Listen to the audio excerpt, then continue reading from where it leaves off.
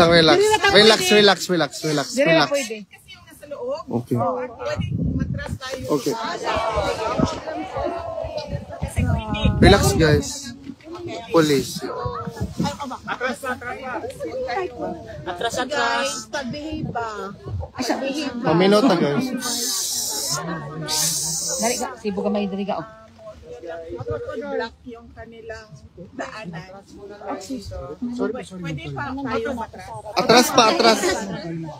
Please lang, please. Lampas ka. Atras, gamay. Mukali ako. Atras pa kung tiyoy.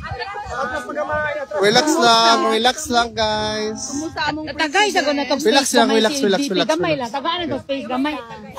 Ma'am Maris, sibog tagamay ma'am de. Salamat sa inyong pag-anhiha, pagpakita og suporta kay President Duterte. Di na nako siya nga naamo din sa gawas. Onya niingon siya nga ihatag nga na daw niya kuno sa Ginoo kung unsa may mahitabo sa iya bahala na so be it. Onya nga mensahe sa inyo kinangutan mo kog mensahe niya para sa inyo. Kundi lang ta surrender jud ma'am ha. Oo, dili ka mo surrender. Dili ma'am. Naara jud mi diri ma'am. Any service nga kaya na mo ma'am. I-fight na to. Love sag ka na mo ma'am. We are also praying for you, not only for tatay. Kay when you are okay, tatay is okay. Okay naman siya ma'am. Health-wise, na-istorya na ko ang doktor. And na daw sila ginabuhat sa iyahang medications. Dili na daw po kinahanglan ihatag dito sa sulod ang medication kay sila ra kuno ang makalit sa mga tambal. Onya, ang ihalang is ang kaon gihapon, wa gihapoy gana lagi mo kaon, so nangayo ko og gatas o prutas available man kuno na sa iyaha ang gatas ug prutas. Okay ra man siya, hindi siya problema ma'am. Ako pod okay ra pod ko. Okay na lang. Love kay ka na mo. Wapa gyapon ma'am. Ma'am from Iceland. Kamusta ka ba? God bless you.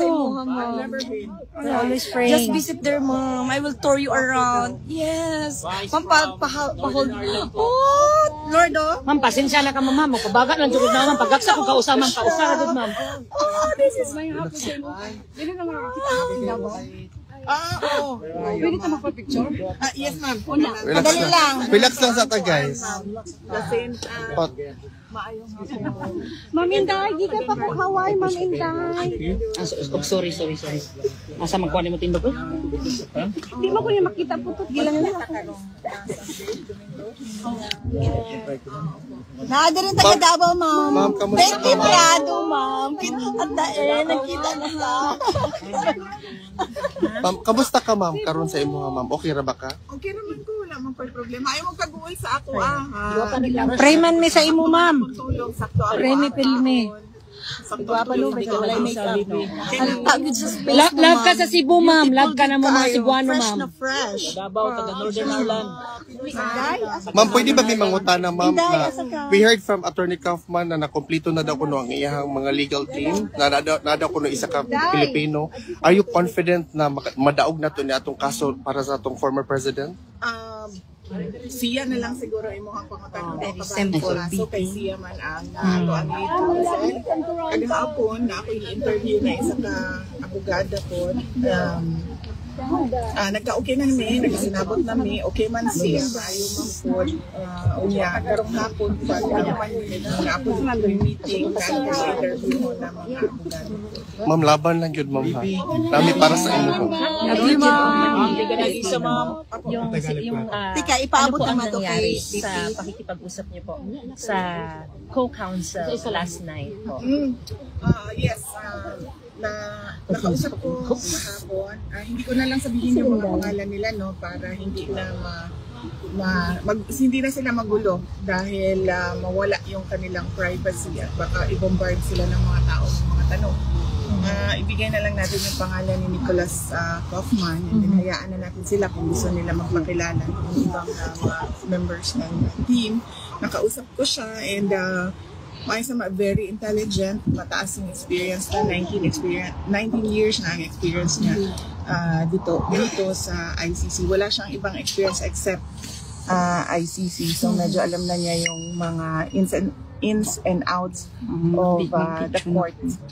And binubuo niya ngayon yung mga personnel sa ilalim niya. So ongoing yung mga interviews and merong meeting na mangyayari mamaya. So ilan po ang kinausap niya? Isa lang po siya? Kahapon, yes, ang assistant counsel. Pero ilan po ang bubuo dun sa legal team, defense team po? Initially 4 of 5. Pero depende yun sa kung gaano kadami at gaano kalaki yung trabaho na kailangan nilang gawin. Pero initial lang yung tatlo ang maiwan.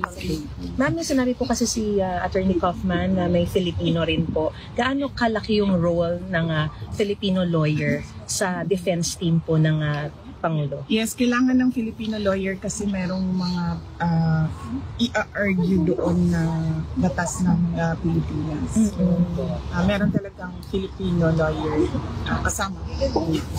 Sinadil Dea po ba? Wala pa kaming nagsi-shortlist pa yung inutusan ko na mag-interview kay Nicholas Kaufman. Inutusan ko siya ngayon na maghanap ng Filipino lawyers. Pero shortlist pa. ICC accredited na na? Likely hindi na. Kasi ilan lang naman yung ICC accredited. But we'll see. We'll see. Depende sa abilidad ng lawyer. VP, yesterday po sinabi niyo po si mother niyo po ay nag-decision po na pumunta po ng Florida so siya ay makapag-isipa. Kumusta na po siya? Okay lang naman. Kailan po siya ma'am darating? Nagsabi siya na kahit hindi naman siya makapasok, okay lang. Basta malaman lang daw ni President Duterte na dumating siya at express ng kanyang moral support sa pinagdadaanan ni Pangulong Duterte ngayon. Next week, I think aabot ata siya sa birthday, ma'am. Yun ata yung target niya na makarating sa birthday. VP, may na-receive bang letter si former president aside sa Dutch couple na nagbigay sa kanya from Filipino? Hindi niya nabanggit. Kasi marami kami nag-send. Baka, hindi ko natanong. Okay. Sige lang, tanong ko sa kanya bukas pag bisita ko sa kanya. Tatanong ko sa kanya. Hindi ko yan natanong. Actually, nagpadala din ako ng sulat kasi din. Pero bago lang yung sa akin. Kailangan din pong dumaan pa dun sa box kahit na personal niyo po siya nakikita? Bawal magdala ng kahit anong bagay doon sa loob. So dadaan po talaga doon sa usual process.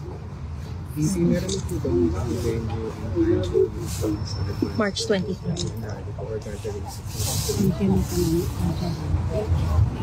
Ang time is 11 a.m. No? Yes, ma'am. Oo, ang time is 11 a.m. Ang venue is The Hague. Hindi ko lang alam saan exactly sa The Hague yung gathering. Yes. Maliit lang naman ata. Announce naman, ma'am. Kaya lang, 6,000 lang daw po yung secret muna. Hindi namin inano kasi kami yung kasali kami sa pag-organize, ma'am. Secret sa atin. Ipapakita siya. Pero tahig lang naman.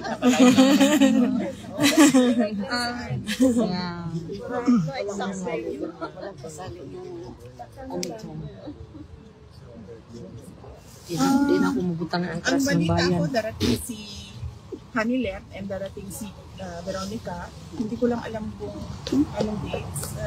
Darating. Dili, sira. Sira. Pagduko-duko niya. Yes, and Kasi hindi siya. darating. Siguro on the day of the birthday ata. Hindi ko lang sigurado pa, hindi ko pa nakita yung Kong Pulong po. Si Congressman Pulong Duterte, wala pa siyang date. Pero may visa na po. Hindi ko pa alam, hindi pa kami nagkausap ni Congressman Pulong. And Mayor Baste hindi na talaga tutuloy. Si Mayor Baste ay parang pagkakaintindi ko sa sinasabi niya pagkatapos na ng election kasi kailangan niya asikasuhin yung campaign doon sa Davao City. Kasi siya na yung nagdadala ng mga konsen. Nang pasensya na po, hindi na rin po namin yung reaction niyo po sa sinabi. Nag-live po kasi si Attorney Harry Roque. May sinasabi po siya na, and I quote, talaga naman ako'y taga-sunod ni VP Sara. Susunod ako sa sasabihin ni VP Sara. At yan po ay walang halong kaplastikan. Kita nyo nga, sumunod ako sa kanya sa unit team. Ano nangyari? Pwede po ba kayo mag-react sa sinasabi po niya?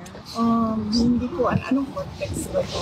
Oo nga po, baka sumusunod lang po siya sa inyo. Tapos meron din po siya sinabi kasi na minsan natatakot ako sa iyo, VP Kaya minsan may gusto kang gawin sa tingin ko, di ako sang-ayon, di ako makapagsalita. Di ko sasabihin kung ano yan, pero may dalawang bagay na ngayon lang nangyari na sumunod ako sa kanya, pero alam ko na hindi dapat.